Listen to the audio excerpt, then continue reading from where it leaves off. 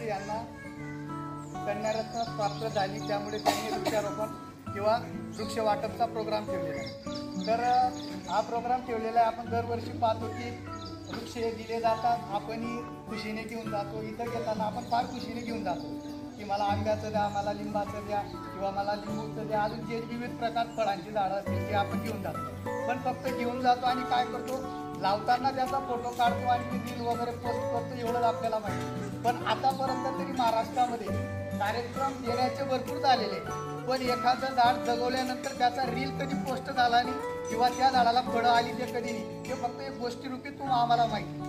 त्यासाठी माझं तर एक वैयक्तिक मत आहे, टॅग कंपल्सरी करून टाकायला पाहिजे। निवडणूक आयोगने ज्याला कोणाला एखाद्याला फॉर्म भरायचा आहे त्याने पहिले प्लांटेशन करा, नंतरच तुम्ही हे करा। हो नाही तुमचं मॅडम, तुमचं कॉंग्रॅच्युलेशन। तुमच्या बाबतीत नाही, मी तुमच्या बाबतीत बोलत नाही, एक कॉमन गोष्ट सांगतो, तुमचं कार्य अतिशय उल्लेखनीय मॅडम। तुम्ही जे स्वामी विवेकानंद लायब्ररीमध्ये मागे प्रोग्राम केला तो देखील उल्लेखनीय, गावाचं भविष्य त्याच्यावरच बघा। विद्यार्थी मित्रांनो, सर्वात महत्त्वाची गोष्ट म्हणजे झाडं लागते, बोलू नका।